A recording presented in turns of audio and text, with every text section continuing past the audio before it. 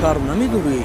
کی تو؟ اینجا بیایی سرده گفتم اینجا سرده کی مان تو؟ پولا را در جاش مان اما کوچر نشه از من میلیسا دعوت میکنم او رو سرده او فرزندم است فرزندم